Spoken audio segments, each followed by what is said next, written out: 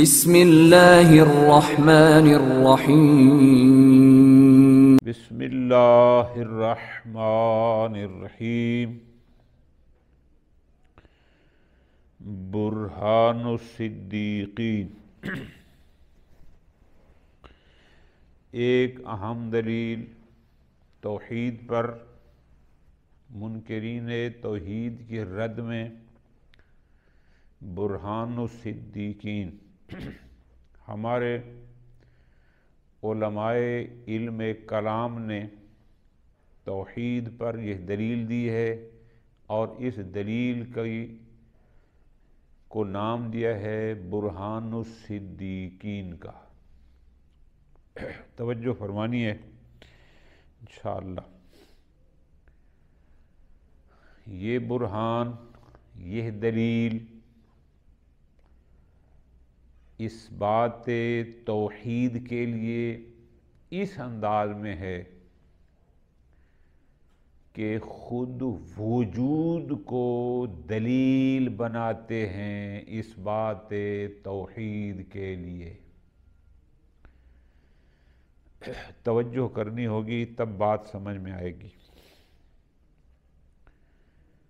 ایک ہے موجود، ایک ہے وجود۔ یہ موجود نہیں، وجود کو دلیل بناتے ہیں اس بات توحید کے لیے۔ مثلا اس کائنات میں بہت سارے موجودات ہیں۔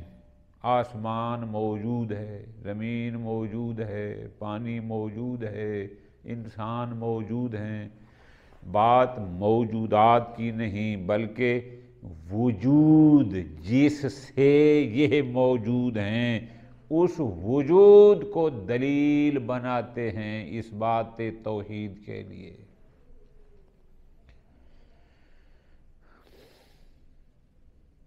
وجود، خود وجود، اس لفظ کو ذہن میں رکھیں گے تب آگے بات چلے گی۔ علماء علم کلام شروع یوں فرماتے ہیں کہ جو بھی وجود ہے یا وجود ایسا ہوگا جو بدیہی ہوگا کہ وہ اپنے موجود ہونے میں کسی کا محتاج نہیں ہوگا، اس کا وجود ذاتی ہوگا، کسی نے اس کو وجود نہ دیا ہوگا، کوئی اس کے موجود ہونے میں مؤثر نہ ہوگا، تو ایسے کو کہتے ہیں واجب الوجود۔ اگر ایسا ہے تو ہے واجب الوجود۔ لیکن بسا اوقات کوئی بھی موجود اپنے وجود میں ایک اور وجود کا محتاج ہوتا ہے۔ کیا مطلب؟ یعنی کوئی اور وجود اسے وجود عطا کرتا ہے۔ اب جو اس کو وجود دینے میں مؤثر ہے، اگر تو وہ خود کسی اور وجود کا محتاج نہیں تو یہ بن جائے گا واجب الوجود۔ لیکن اگر اس کو وجود دینے والا وجود خود اپنے وجود میں ایک تیسرے وجود کا محتاج ہے تو پھر ہم اس میں بات کریں گے کہ وہ آیا اس کا وجود ذاتی ہے یا وہ بھی کسی کا محتاج ہے۔ پوری توجہ۔ اگر تو ہم ایک بات پر پہنچ گئے کہ یہ سلسلہ وجود، اس کو وجود فلاں نے، فلاں کو فلاں نے، اور فلاں کا وجود ذاتی ہے، ایک واجب الوجود تک پہنچ گئے، فثابت المطلوب۔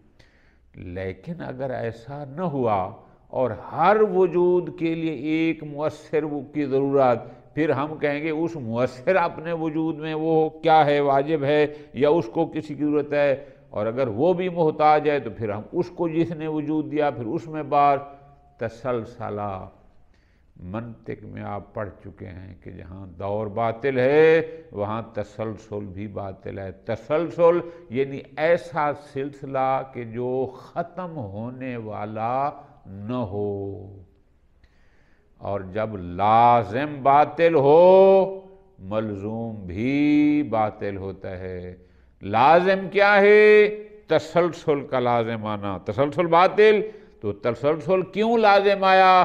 چونکہ ہم کسی وجود کے واجب الوجود ہونے کے قائل نہیں ہوئے، تو اس کا مطلب ہے ہمارا وہ نظریہ غلط ہے۔ اگر ہم ایک وجود کے واجب الوجود ہونے کے قائل ہو جائیں گے تو ہم تسلسل سے، بطلان سے بچ جائیں گے۔ ٹھیک ہو گیا؟ اس کے بعد آگے کچھ مغربی فلاسفہ کے نظریے ہیں، کچھ ان کے سوالات ہیں۔ مفسر قرآن اللہ مقامہ ان کے نظریے کو نقل کرتے ہیں، ان کے سوالات کو بھی نقل کرتے ہیں، اور ان کے قانع جواب بھی عطا فرماتے ہیں۔ ہم ترتیب سے پڑھتے ہیں تاکہ بات آپ کی سمجھ میں آ سکے آسانی سے۔ برہان الصدیقین۔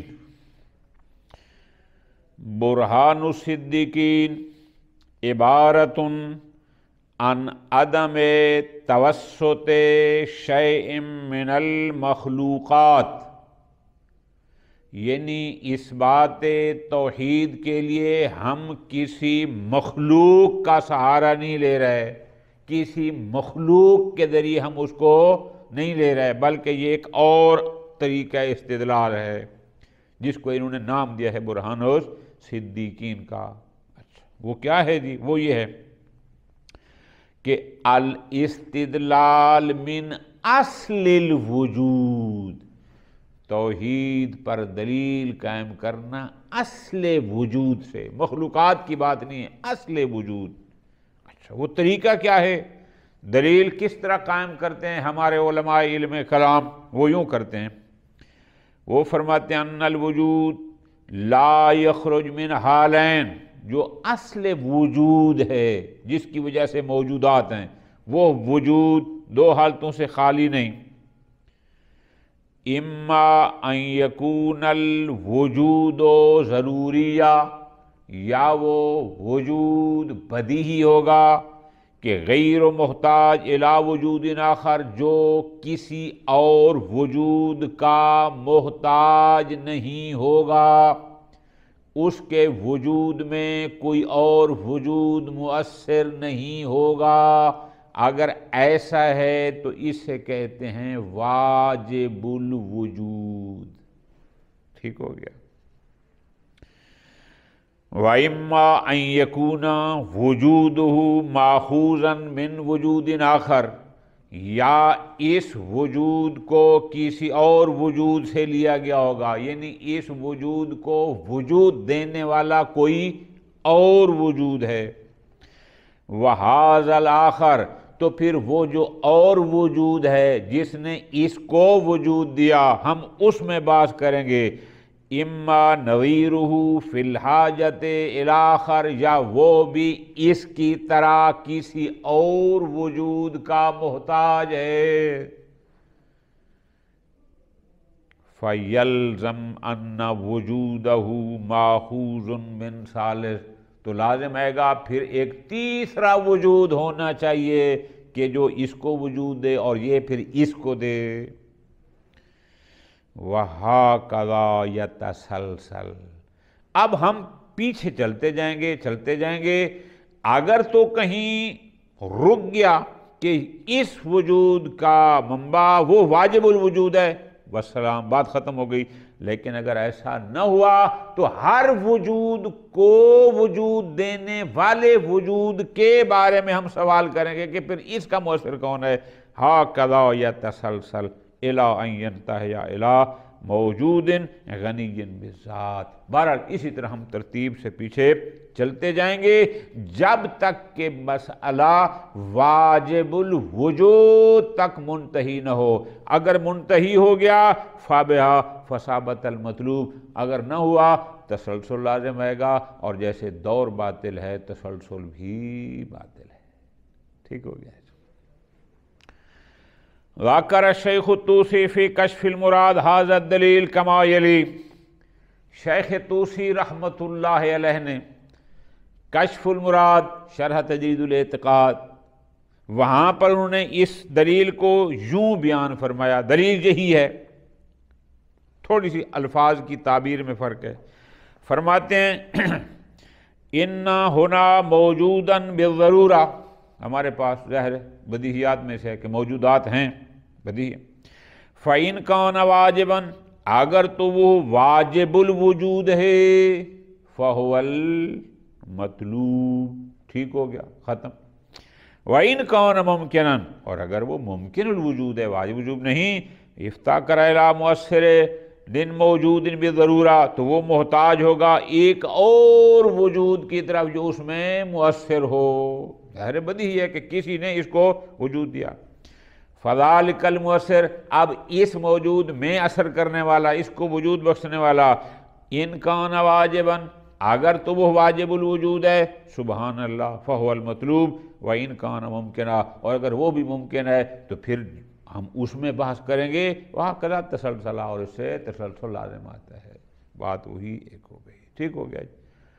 تو پس اصل وجود کو ہم دلیل بناتے ہیں اس بات پر کہ ایک واجب الوجود کے جب تک قائل نہ ہوں گے تسلسل لازم آئے گا، اور تسلسل باطل ہے، لازم باطل، ملزوم بھی باطل۔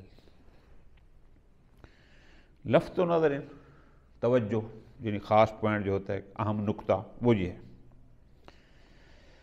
ان الفکر الغربی، یہ جو غربی مفکرین ہیں، قد لا یرضی عن المنہج الفکر الفلسفی الاسلامی، وہ فلسفہ اسلامی کے طرز تفکر کو پسند نہیں کرتے، قبول نہیں کرتے، جو اہل اسلام کا ایک انداز ہے، ایک طرز تفکر ہے، فلسفہ ہے، وہ اس کو قبول نہیں کرتے۔ اچھا، فَيَطْرَحُونَ أَسْئِلَةً عَلَى الْمَنْهَجِ الْاِسْتِدْلَالِ الْإِسْلَامِ، وہ اسلامی انداز استدلال پر سوالات کھڑے کرتے ہیں۔ یہ جو مسلمان فلاسفہ نے جو استدلال، جو دلیلیں دی ہیں، وہ ان پر سوالات کھڑے دیتے ہیں۔ خوب، کما یقول ہیکل اکبر فیصول فی الغرب، جرمنی کے فلاسفہ میں ایک بڑا مشہور نام ہے جارج ولہم فریڈرک ہیگل کا۔ 27 اگست 1770 میں اس کی پیدائش ہے، 14 نومبر 1831 میں اس کی وفات ہے۔ یہ جرمنی کا فلسفی ہے، بہت معروف فلسفی ہے، بہت بڑا نام ہے۔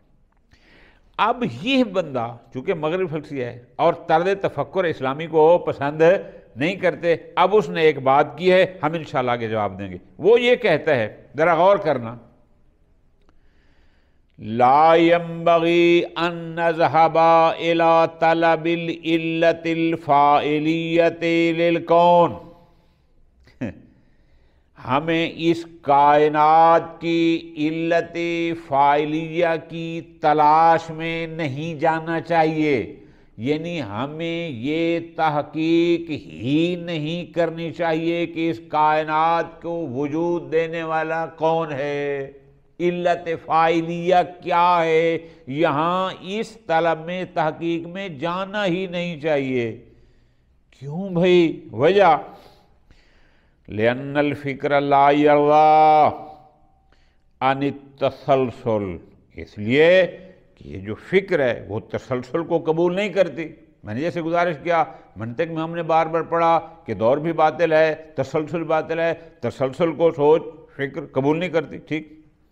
وَيَطْلُبُ الْعِلَّةَ الْأُولَىٰ، اور سوچ کہتی ہے اگر اس کی علت یہ ہے تو پھر اس کی علت کیا ہے، اور پھر وہ یہ کہے گا کہ بالآخر اس علت اولا، او سب سے پہلی علت کو تلاش کرو، کیا تھی کہ جس سے یہ کائنات وجود میں آئی اور شروع آغاز ہوا۔ خوب، وہ یہ کہتا ہے وَمِن نَاحِیَةٍ أُخْرَىٰ، اور پھر کہتے دوسرے اینگل سے دیکھتے ہیں کہ اذا خدنا العلت الاولیٰ بین الاعتبار، کہ اگر ہم اس علت اولیٰ کو بطور علت اولیٰ قبول کر لیتے ہیں کہ یہ وہ پہلی علت ہے، یہ وہ پہلی شے ہے جس نے چیزوں کو وجود دیا، فَاتَّبْعُ أَيْضًا لا يرضى ولا يقتنع ويقول، تو بھی طبیعت انسانی نہ اس کو پسند کرتی ہے نہ ہی اس کی قائل ہوتی ہے کہ یہی ہے، وَيَقُول، بلکہ طبیعت ایک اور سوال اٹھاتی ہے، وہ کہتی ہے لِمَاذَا أَخَذَتِ الْعِلَّةِ الْأُولَىٰ مَقَامَ الْعِلَّةِ الْأُولَىٰ، یہ علت اولیٰ بنی کیسے، یہ کس بنیاد پر علت اولیٰ قرار پائی، سب سے پہلی علت فاعلیہ، وہ یہ کہتا ہے۔ پھر وہ کہتے ہیں فَلَا بُدَّ مِنَ الْعِلْمِ، لہذا ہمیں اس بات کا علم ہونا چاہیے کہ ان العلت الاولیٰ لماذا فاضت بدرجۃ العلت الاولیٰ، کہ یہ علت اولیٰ کس وجہ سے علت اولیٰ کے درجہ پر پہنچی کہ اس کو علت اولیٰ کہا جاتا ہے اور یہ علت اولیٰ کا مقام ہے۔ چونکہ ہم، لفظوں پہ غور، چونکہ ہم علت اولیٰ کے علت اولیٰ ہونے اور بننے کی وجہ تلاش نہیں کر سکتے، لہذا کائنات کی علت فاعلیہ کی تحقیق ہی نہیں کرنی چاہیے۔ یہ ہے جرمنی کا سب سے بڑا فلسفی، کہ جو چیز اس کی سمجھ میں نہیں آ رہی وہ کہتا ہے اس کی تحقیق ہی نہیں ہونی چاہیے۔ سبحان اللہ۔ وقد اجاب عن، ہمارے علماء اس کو جواب دیتے ہیں، ہیگل صاحب کیوں پریشان ہوتے ہیں، آؤ تحقیق کا میدان وسیع ہے، آؤ بیٹھو، ہم آپ کو سمجھاتے ہیں۔ اصل میں آپ کو بات سمجھ نہیں آ رہی کہ آپ کہتے ہیں جی علت فاعلیہ اولیٰ کو تلاش نہیں کرنا چاہیے۔ فرماتے ہیں بِأَنَّ لَا نَقُولُ، اسلامی طرز تفکر رکھنے والے فلسفی، ہم یہ نہیں کہتے کہ ان کل موجود یحتاج الی العلہ، لفظوں پہ غور آگا، ایک ایک سطر اور ایک لفظ دقیق ہے، اگر آپ اس کو سمجھیں گے تو لطف آئے گا۔ ہم یہ نہیں کہتے کہ ہر موجود محتاج علت ہے، ہم یہ نہیں کہتے، بل نقول، بلکہ ہم یوں کہتے ہیں، لفظوں پہ غور، کیا کہتے ہیں؟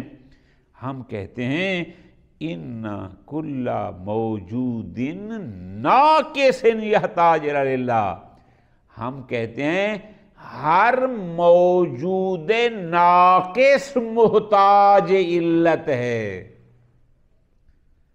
موجود کے ساتھ ناقص کی صفت لگاتے ہیں۔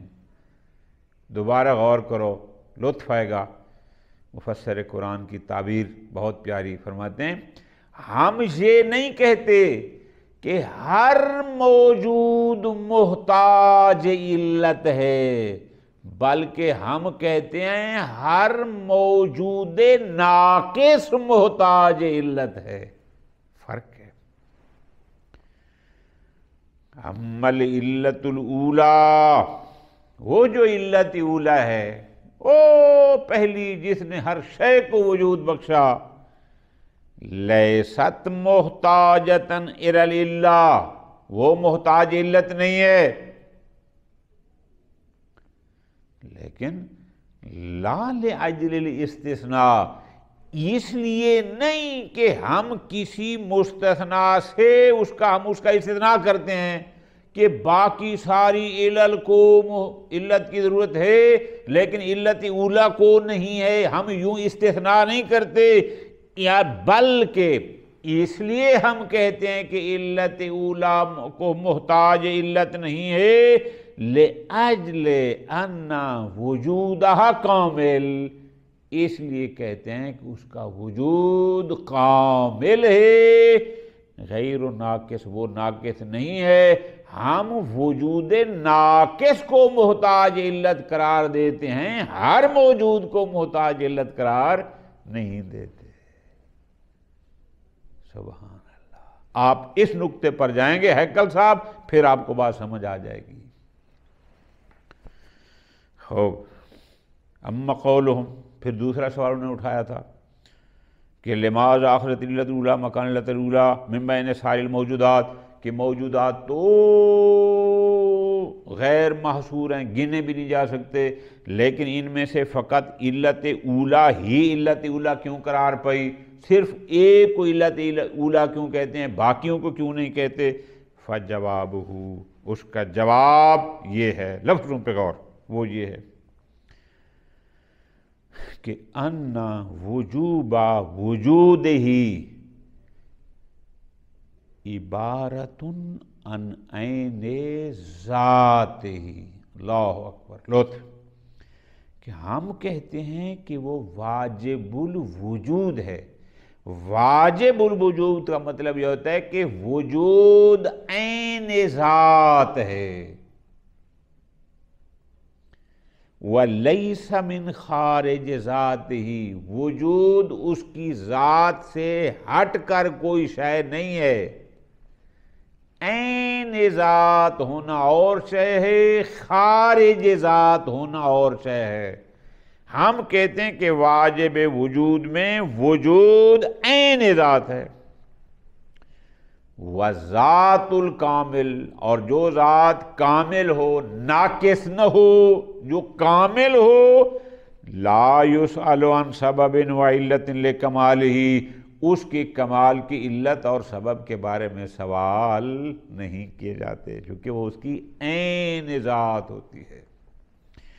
لِأَنَّ مَعْنَى الْكَمَال، چونکہ کمال کا معنی کیا ہے؟ کمال کا مطلب ہے لا تاثیر لوجودہ وکمالہ من الخارج، کمال کا مطلب ہے کہ اس کے وجود اور کمال میں باہر سے کوئی شے مؤثر نہیں ہے، اس کا کمال ذاتی ہے، وہ وجود عین ذات ہے، کمال عین ذات ہے، باہر سے کسی شے نے اس کو کمال نہیں دیا، اس کو وجود نہیں دیا۔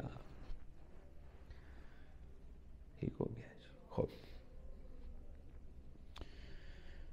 اسی طرح آگے بھی سوالوں کے جواب ہے۔ ہیڈنگ دی ہے کہ لکل شیء علت، کہ ہر معلول کی ایک علت ہوتی ہے۔ اب یہ ایک سوال ہے، ذرا غور کرنا۔ ایک شخص ہے یو کے کا رہنے والا، اس کا نام ہے برٹرانڈ آرتھو ولیم ریسل، ٹھیک ہے جی، ریسل کے نام سے یہ مشہور ہے، ولیم ریسل کے نام سے۔ 18 مئی 1872 اس کی تاریخ پیدائش لکھی گئی، 2 فروری 1970 اس کی تاریخ وفات ہے۔ یہ بھی یو کے کا رہنے والا ہے، یہ بھی فلسفی ہے۔ اب وہ کہتا ہے، یہ بندہ یہ کہتا ہے کہ کنت فی سن 18 کہ میں 18 سال کا تھا، کنت اقرأ حیاتہ استورات مل۔ ایک بندہ ہے، یہ بھی فلسفی ہے، یو کے کا رہنے والا ہے، ماہر معاشیات ہے، اس کا پورا نام ہے جان اسٹوارٹ مل، جان اسٹوارٹ مل، اچھا، فلسفی ہے۔ 20 مئی 1806 اس کی تاریخ پیدائش لکھی گئی، 8 مئی 1873 اس کی تاریخ وفات لکھی گئی، ٹھیک ہو گیا۔ وہ کہتے ہیں کہ میں اس اسٹورس مل کے حالات زندگی پڑھ رہا تھا، المکتوبہ بقلمی، جو اس نے خود اپنے قلم سے، جیسے ہم کہتے ہیں خطی نسخہ، اپنی قلم سے خود اپنے حالات زندگی لکھے تھے. ٹھیک.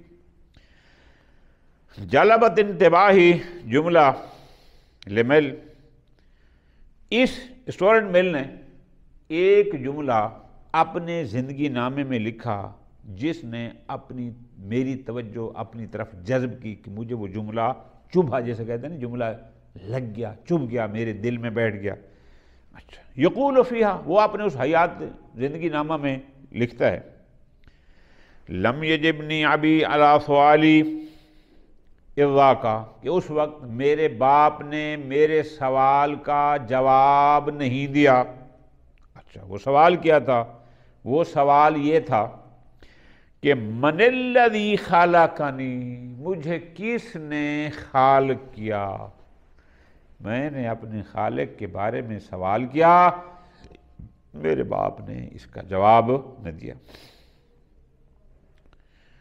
لِأَنَّهُ قَدْ سَرَّحَ سُؤَالًا آخر، اس لیے کہ ایک اور سوال بھی انہوں نے واضح کیا، وہ یہ تھا کہ اگر آپ کہتے ہیں کہ ہمارا خالق اللہ ہے تو پھر سوال یہ کیا، من الذی اوجد اللہ، پھر اللہ کو وجود کس نے دیا؟ ٹھیک ہے جی. اب یہ وہ کہتا ہے کہ اس نے اسٹوڈنٹ بل نے اپنے حالات زندگی میں لکھا اور میں یہ پڑھ رہا تھا. ثم اضاف رسل یقول، اور پھر ولیم رسل نے آگے پھر اپنی بات لکھی. آگے کہتا ہے کذالک الیوم، وہ تو میں نے اس کی بات پڑھی تھی، اب آج میں خود بھی انا افکر فی ہذہ الجملۃ الساذجہ، اس سادہ سے جملے کے بارے میں سوچ بچار میں ہوں. مجھے کس نے پیدا کیا؟ اگر کوئی کہے کہ اللہ نے کیا تو پھر میرا سوال ہوگا، پھر اللہ کو کس نے وجود دیا، اس کو کس نے پیدا کیا؟ وَأَرَاهَا، اور میں یہ سمجھتا ہوں، میں دیکھتا ہوں کہ انہا، کہ یہ وہ جملہ ہے کہ ابدت السفسفۃ فی بیان العلت الاولی، کہ علت اولا کے بیان میں، کہ جو کہتے ہیں کہ کائنات کی موجودات کی علت اولا وہ ہے، انہوں نے اپنے بے وقوفی کا اظہار کیا ہے.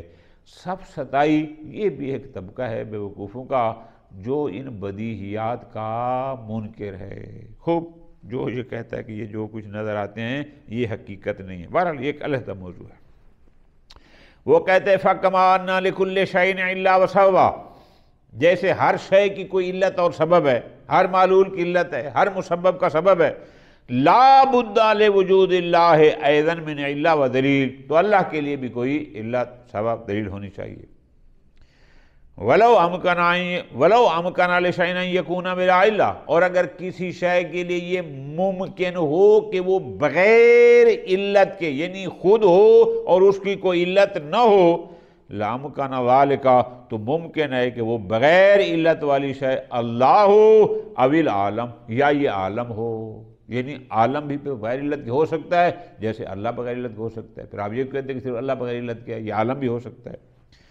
وَعَلَىٰ هَٰذَا، بس وہ کہتا ہے اس بنیاد پر میں کہتا ہوں فَالْبَحْثُ عَنِ اللَّهِ، لہذا وجود خدا کی بحث کرنا یفقد اعتبارہ، وہ اپنے اعتبار کو کھو چکی ہے. مراد کیا کہ یہ فضول سی بحث ہے، کوئی ضرورت نہیں ہے.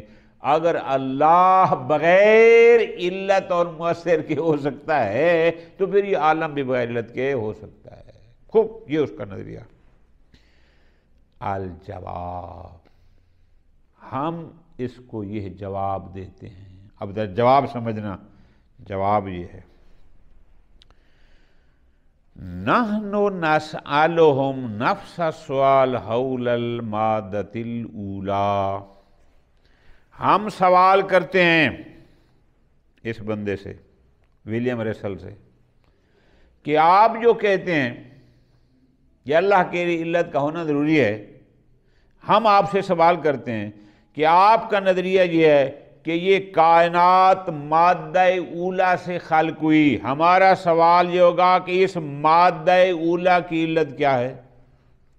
آپ مادی لوگ ہیں نا، آپ سمجھتے ہیں کہ سب کچھ مادے سے آیا. لِأَنَّكُمْ تَقُولُونَ، تو کہ آپ لوگ کہتے ہیں کُلُّ شَيْءٍ مِّنَ الْمَادَّةِ الْأُولَىٰ، کہ ہر شے مادہ اولا سے ہے، ٹھیک، آپ کی بات مان لی، سوال ہمارا یہ ہے فما ہی علت المادہ الاولیٰ، جیسے آپ اللہ کے بارے میں کہہ رہے ہیں کہ اس کی علت کیا ہے، تو ہم آپ سے پوچھتے ہیں اس مادہ اولا کی علت کیا ہے؟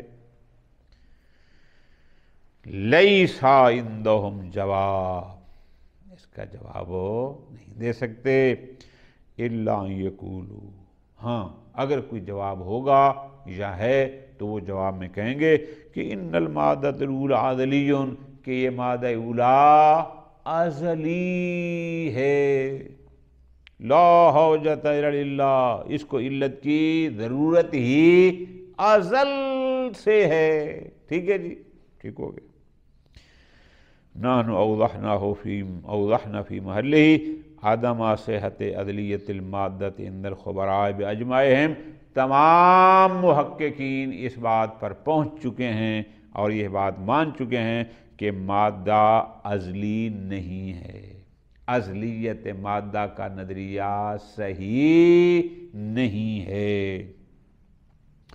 وَهَذَا الْأَمْرُ أَصْبَحَ مِنَ الْوَاضِحِ الْيَوْمِ، اور آج کے اس دنیا میں کہ جب سائنس کہیں سے کہیں تحقیقات میں پہنچ چکا، اب واضح ہو گیا۔ کیا سائنس نے کیا کہا کہ ان الحرارت فی حالت تقلل و تنقص، کہ حرارت، کائنات میں حرارت ہے، یہ آہستہ آہستہ کم ہوتی جا رہی ہے، اس میں کمی آتی جا رہی ہے۔ کیوں؟ تحت اصل، وہ جو ایک فارمولہ ہے تھرموڈینامکس کا، جو کیا کہتا ہے کہ حرارت، گرمی تدریجاً کم ہوتی جاتی ہے۔ مثال دے رہا کہ قطعۃ حدید متوقدہ، کہ آپ لوہے کا ایک ٹکڑا جو فل گرم کر کے سرخ کر کے اس کو رکھ دو، تفقد حرارتها تدریجاً، وہ آہستہ آہستہ اپنی گرمی کو ختم کرتا جاتا ہے۔ ہم نے دیکھا آپ لوہے کو رکھیں، پہلے فل گرم ہوگا لیکن آہستہ آہستہ آہستہ اس کی گرمی ختم ہوگی اور وہ ٹھنڈا ہوتا جائے گا، حتی تصل الی درجہ تساوی حرارت المجاورہ، اور وہ اتنا ٹھنڈا ہو جائے گا کہ جیسے وہاں باقی چیزیں جس ٹھنڈ کے درجے پر ہوں گی، آہستہ آہستہ وہ بھی اتنا ٹھنڈا ہو جائے گا۔ خوب، پس فَلَوْ لَمْ يَكُنْ لِلْعَالَمِ بِدَایَہ، اگر اس عالم کی کوئی ابتدا نہیں ہے اور یہ عالم ازلی ہے، اس کی کوئی ابتدا نہیں ہے، لَكَانَ دَرْجَةُ حَرَارَةِ الْعَالَمِ قَدْ انْتَهَتْ مُنْذُ أَمَدٍ قَدِيمٍ، تو اس عالم کی، اس کائنات کی جو حرارت ہے، جو گرمی ہے، وہ تو ایک بڑا عرصہ پہلے ابھی تک ختم ہو چکی ہوتی، یہ ٹھنڈی ہو چکی ہوتی، کائنات ختم ہو چکی ہونی تھی، لیکن یہ تو ابھی ہے اور آہستہ آہستہ ادھر جا رہی ہے۔ اگر اس کی کوئی ابتدا نہیں تھی تو اس کو کب سے ختم ہو جانا چاہیے تھا، لیکن یہ تو ہے۔ کما ان الانسان قد شاہد موت بعض النجوم والسیارات والکواکب، ہم نے دیکھا بہت سارے کواکب اور سیارات ایسے ہیں کہ جو ختم ہو گئے۔ هو دلیل علی موت العالم وسیرہ الی الفنا، پس یہ دلیل ہے کہ یہ عالم فنا کی طرف جا رہا ہے اور ایک دن ختم ہوگا۔ تو جو جا رہا ہے یہ اس کے ازلی ہونے سے ثابت نہیں ہے، یہ تو اس کا حادث ہونا ثابت کرتا ہے۔ پس ہاکذا اتفق علماء الطبیعہ علی عدم ازلیت المادہ، سب کا اتفاق ہے کہ مادہ ازلی نہیں اور یہ عالم بھی حادث ہے۔ وصلی اللہ علی محمد وآل محمد۔